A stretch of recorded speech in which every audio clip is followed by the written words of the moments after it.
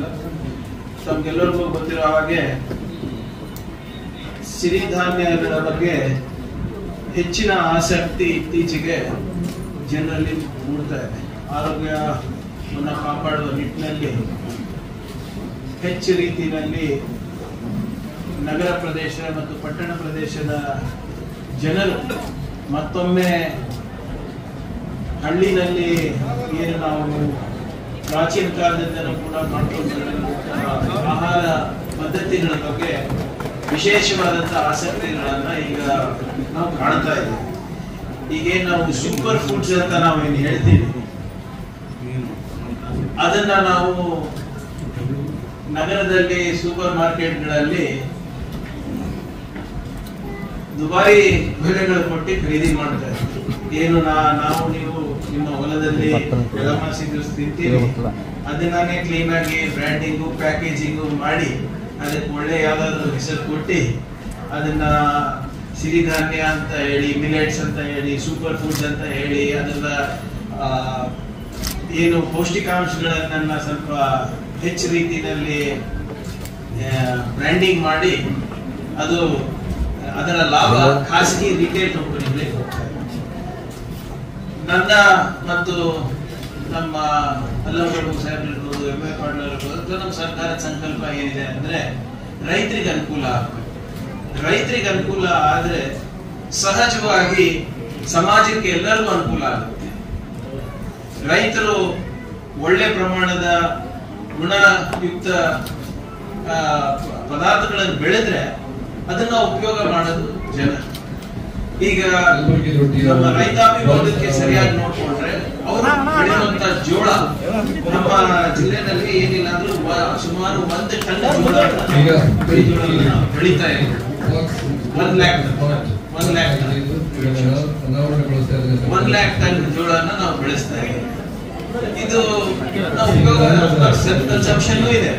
ಅದರ ಜೊತೆಯಾಗಿ ನಮ್ಮ ಭಾಗದ ಮಹಿಳೆಯರು ಇದರಿಂದ ರೊಟ್ಟಿ ಮಾಡಿ ಖಾನಾವಳಿ ಕಳಿಸೋದಿರ್ಬೋದು, ಹೋಟೆಲಿಗೆ ಕಳಿಸೋದಿರ್ಬೋದು, ಸಣ್ಣ ಪ್ರಮಾಣದಲ್ಲಿ ನಡೀತಾ ಇದೆ. ಆದ್ರೆ ಇದನ್ನ ನಾವು ಮಾರ್ಕೆಟಿಗೆ ಸ್ಕೇಲಿಗೆ ತಗೊಂಡು ಹೋಗ್ಬೇಕು, ಅಥವಾ ನಾವು ನಗರಕ್ಕೆ ಪಟ್ಟಣಗಳಿಗೆ ನಾವು ಕರೆದೊಯ್ಬೇಕು ಅಂದ್ರೆ ಕಷ್ಟದ ಕೆಲಸ. ಯಾಕಂದ್ರೆ ಹಲ್ಲಿದ್ದವ್ರಿಗೆ ಕಡಲೆ ಇರಲ್ಲ, ಕಡಲೆ ಇದ್ದವ್ರಿಗೆ ಹಲ್ಲಿಲ್ಲ. ಈಗ ಈ ರೊಟ್ಟಿ ಮಾಡೋದಕ್ಕೆ ನಿಮಗೂ ಗೊತ್ತಿದೆ, ಖರೀದಿ ಮಾಡೋದು ನಿಮ್ಮ ಪಕ್ಕದ ಮನೆ ಖಾನಾವಳಿ ಅಷ್ಟೇ. ಬೆಂಗಳೂರಿನಲ್ಲಿ ಸಾಕಷ್ಟು ರೆಸ್ಟೋರೆಂಟ್ ತೆಗೆದಿದ್ದಾರೆ. ನಿಮ್ಗೆಲ್ಲ ನಮ್ಮ ಮಾಧ್ಯಮ ಸ್ನೇಹಿತರಿಗೆ ಗೊತ್ತಿದೆ. ಕಾಮತ್ ಹೋಟೆಲ್ ಅಂತ ಕಲಬುರಗಿ ರೊಟ್ಟಿ ತಿನ್ಬೇಕಾದ್ರೆ ಕಾಮತ್ ಹೋಟೆಲ್ಗೆ ಹೋಗ್ತಾ ಇದ್ದಾರೆ. ಅಲ್ಲಿ ಗಾಂಧಿನಗರ ಅಲ್ಲಿ ಎಲ್ಲ ಮಾರ್ವಾಡಿಗಳು ಇರ್ಬೋದು, ಜೈನ್ ಸಮುದಾಯಗಳು ಬಹಳ ಇಷ್ಟಪಡ್ತಾರೆ. 2-3 ಕಡೆ ಅಷ್ಟೇ ಸಿಗೋದಲ್ಲಿ. ಮತ್ತೆ ಈಗ ಏನ್ ಮಾಡಿದ್ದಾರೆ, ಅಲ್ಲಿ ಕೆಲವು ಮಲೇಶ್ವರಂ ಇರ್ಬೋದು, ಜಯನಗರ್ ಇರ್ಬೋದು, ಬಸವನಗುಡಿ ಇರ್ಬೋದು, ಅಲ್ಲಿ ಕೆಲವು ಈ ಉಡುಪಿನಲ್ಲಿ ಸಿಗುವಂತ, ಮಂಗಳೂರಲ್ಲಿ ಸಿಗುವಂತ ಆಹಾರ ಪದಾರ್ಥಗಳನ್ನ ಅಲ್ಲಿ ಅವರು ಮಾರ್ಕೆಟಿಂಗ್ ಮಾಡ್ತಾ ಇದ್ದಾರೆ. ಅದೇ ರೀತಿ ಅಲ್ಲಿ ನಮ್ಮ ಕಲಬುರಗಿಯಲ್ಲೂ ಕೂಡ ಮಾಡ್ತಾ ಇದ್ದಾರೆ. ನಮ್ಮ ಶೇಂಗಾ ಹಿಂಡಿ ಇರ್ಬೋದು, ಅಗಸಿ ಹಿಂಡಿ ಇರ್ಬೋದು, ರೊಟ್ಟಿಗಳು ಇರ್ಬೋದು, ಬಟ್ ಬಹಳ ಸಣ್ಣ ಪ್ರಮಾಣದಲ್ಲಿ. ಅದಕ್ಕೆ ನಮ್ಮ ಸಂಕಲ್ಪ ಏನು ಅಂದ್ರೆ ರೈತರಿಗೂ ಒಳ್ಳೇದಾಗಬೇಕು, ಮತ್ತೆ ಅವರ ಪದಾರ್ಥವನ್ನು ಉಪಯೋಗ ಮಾಡಿ ಏನು ಮಹಿಳೆಯರು ಇವತ್ತು ಮನೆಗಳಲ್ಲಿ ಮಾಡ್ತಾ ಇದ್ದಾರೆ ಅವ್ರಿಗೆ ಕೂಡ ಉಪಯೋಗ ಆಗಬೇಕು ಅಂತ. ನಾವು ಶಂಕರ್ ಆರ್ ಪಾಟೀಲ್ ಅಂತ ಮಂಜುನಾಥ್ ಫುಡ್ ಪ್ರಾಡಕ್ಟ್ ಓನರು. ನಮ್ಮ ಸಂತೋಷ್ ಸರ್ ಮತ್ತು ಸಮರ್ ಪಟೇಲ್ ಸರ್ ಎಲ್ಲ ಕರೆದು ನಮ್ಮ ಜಿಲ್ಲಾ ಉಸ್ತುವಾರಿ ಸಚಿವರಾದಂಥ ಪ್ರಿಯಾಂಕಾ ಖರ್ಗೆ ಅವ್ರ ಸಮ್ಮುಖದಲ್ಲಿ ಇವತ್ತೊಂದು ಮೀಟಿಂಗ್ ಮಾಡಿದೆ. ರೊಟ್ಟಿ ಬಗ್ಗೆ ಎಲ್ಲ ಮಾರ್ಕೆಟಿಂಗ್ ಮಾಡಬೇಕು ಇಂಡಿಯಾ ಲೆವೆಲ್ ಅಂತ. ಅದು ಒಳ್ಳೇದಾಗಬೇಕಂದ್ರೆ ಒಂದು ಮಷಿನ್ ಬೇಕು ನಮ್ಗೆ ಎಲ್ರಿಗೆ. ಅದು ಮೈಸೂರಿನಲ್ಲಿ ಸಿಗುತ್ತೆ. ಅದು ಸೇಫ್ಟಿ ಆಗೋದು ಅವರೆಲ್ಲ ತಂದು ಕೊಟ್ಟರೆ ಅದು 8 ತಿಂಗಳವರೆಗೆ ಹಿಟ್ಟು ಉಳಿತೆ, ಅದು ಹಾಳಾಗೋದಿಲ್ಲ. ಅದು ಒಂದು ಗೌರ್ಮೆಂಟಿಂದ ನಮ್ಗೆ ಹೆಲ್ಪ್ ಆದರೆ ಭಾಳ ಒಳ್ಳೆ ನಾವು ಎಲ್ಲರೂ ಇದು ಮಾಡ್ಬೋದು. ಆಮೇಲೆ ಇನ್ನೊಂದೇನಂದರೆ ನಾವು ರೊಟ್ಟಿದೇ ಒಂದು ಹೋಟ್ಲ್ ತೆಗಿತಾ ಇದ್ದೇವೆ ಇವಾಗ ನಮ್ಮ ಸಪ್ತಗಿರಿ ಹೋಟ್ಲ್ ಪಕ್ಕದಲ್ಲಿ ಅಪ್ಪನ ಗುಡಿ ಹತ್ರ. ಒಳ್ಳೆ ಹೈಜಾನಿಕ್ ಆಗಿ ರೊಟ್ಟಿ ಊಟನೇ ಇಡ್ಬೇಕಂತ ನಮ್ಮ ಆಲೋಚನೆ ಇದೆ. ಇನ್ನು ರೀಸೆಂಟ್ಲಿ 1 ತಿಂಗಳು ಓಪನ್ ಮಾಡ್ತೇವೆ. ಅದೊಂದಾದರೆ ಎಲ್ಲ ಸಕ್ಸಸ್ ಆಗುತ್ತೆ ಎಲ್ಲ ಅಂತ ನಮ್ದೊಂದು ಆಲೋಚನೆ ಇದೆ.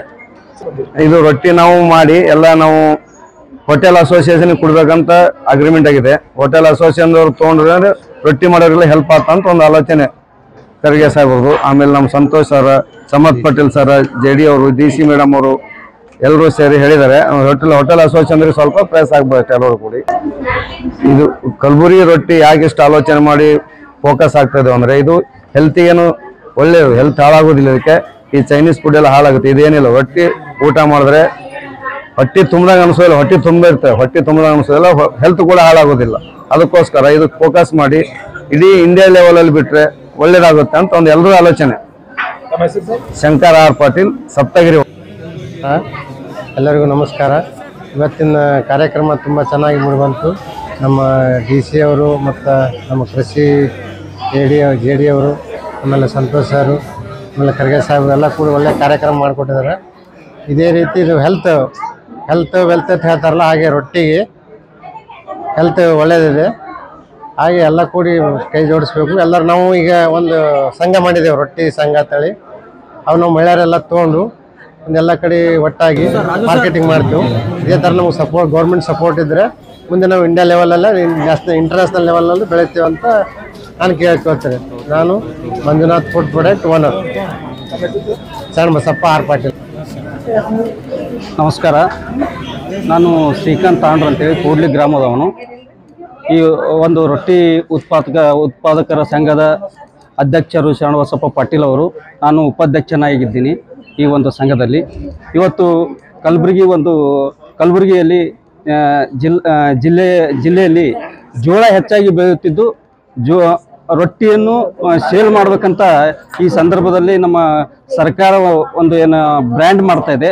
ಬಹಳ ಸಂತೋಷದ ವಿಷಯ ಇದು. ಒಂದು ಮಹಿಳೆಯರಿಗೆ ಅಲ್ಲದೆ ಪ್ರತಿ ರೈತರಿಗೂ ಸಹಿತ ಅನುಕೂಲ ಆಗ್ತಾ ಇದೆ. ಇದರಿಂದ ಜೋಳ ಹೆಚ್ಚಿಗೆ ಬೆಳಿಬೋದು, ಮತ್ತೆ ಮಹಿಳೆಯರು ತಮ್ಮ ಉತ್ಪಾದನೆಯನ್ನು ಮಾಡಿ ಆರ್ಥಿಕವಾಗಿ ಸಬಲರಾಗಬಹುದು ಅಂತ ಈ ಸಂದರ್ಭದಲ್ಲಿ ಹೇಳ್ತೀನಿ. ಮತ್ತೇನು, ಈಗ ಸರ್ಕಾರದಿಂದ ಅನೇಕ ರೈತರಿಗೆ ಮಷಿನ್ಗಳನ್ನು ಸಹಿತ ಕೊಟ್ಟಿದೆ. ಆ ಮಷಿನ್ಗಳಿಂದ ಹಿಂದೆ ನಾವು ಕೈನಿಂದ ಪಡೆದು ಒಂದು ದಿನ ಒಬ್ಬ ಹೆಣ್ಮಗಳು ಬಡಿದ್ರೆ 100 ರೊಟ್ಟಿ ಮಾಡ್ಬೋದು.